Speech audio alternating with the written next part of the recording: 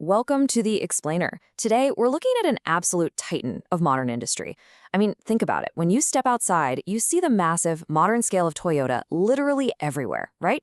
From the legendary reliability of the Corolla to the pioneering efficiency of the Prius, these are models deeply trusted all around the globe. We're talking about a company that manufactures millions of cars every single year. It's a scale that's honestly staggering to comprehend. But that brings us to a really fascinating question. How exactly did a small Japanese company become the world's largest car manufacturer? This is a true rags to global riches story. It's a journey filled with incredible risks, and as you'll see, their success was absolutely not guaranteed from the start. Okay, let's dive into this. Here's our roadmap. First, from looms to cars. Second, the Toyota production system. Third, expanding across the globe. And finally, innovating future mobility. Section 1, from looms to cars.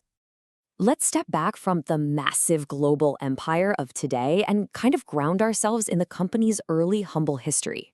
Because the beginnings of this automotive giant had absolutely nothing to do with automobiles.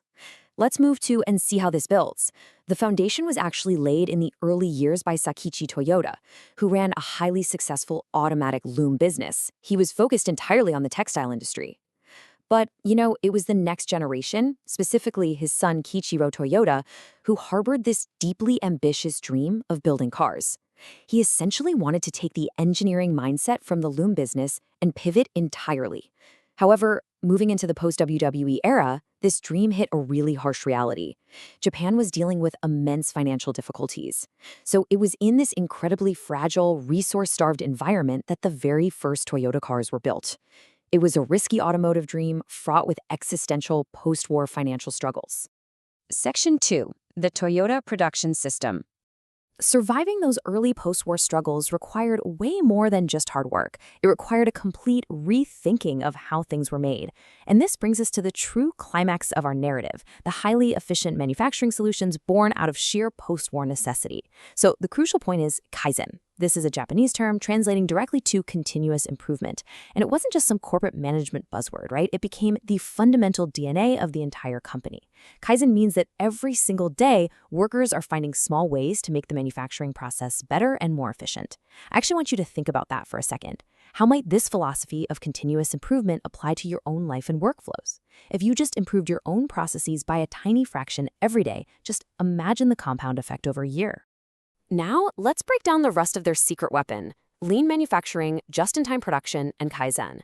Lean manufacturing meant relentlessly eliminating waste, basically cutting out anything that didn't add value to the final car. Just-in-time production meant parts arrived exactly when they were needed on the assembly line, literally not a minute before or after.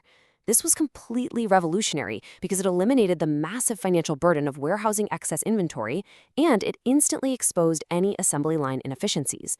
Combined with Kaizen, these core tenets explain exactly why this specific system made Toyota the most efficient car company in the entire world. They didn't just build cars, they engineered a drastically better way to build cars. And this brilliantly illustrates an incredible contrast in their journey. They went from existential post-WW2 financial struggles, a company fighting for its very survival in a totally devastated economy, to complete global dominance. They eventually dominated the market with the Corolla, a massive lineup of SUVs, and rugged pickups. It just goes to show how the strict discipline of their production system unlocked a scale of success that was honestly unimaginable during those early fragile days. Section 3, expanding across the globe. With their ultimate manufacturing system fully dialed in, Toyota was finally ready to scale. The shift from local survivor to global conqueror happened rapidly, and it changed the automotive landscape forever. We aren't just talking about thousands of vehicles here. We are talking about millions of cars built and sold every single year. It's a sheer magnitude of success that proves their local Japanese manufacturing philosophy translated perfectly to a massive global scale. Let's trace the global scaling process that established their vehicles as universally trusted around the globe. First, they took a really bold leap into the highly competitive American market.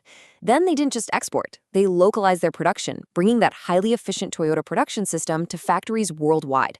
This paved the way for the rapid rise of the Corolla, which became an absolute global sensation. Finally, they expanded into SUVs and pickups, proving they could dominate not just the compact car market, but the demanding markets for larger utility vehicles too. Section 4. innovating future mobility. But as we know, no empire can rest on its past successes alone. The automotive world is shifting rapidly, and Toyota is actively tackling new threats to secure its future. Now, what's really interesting here is how it maps out their technological evolution.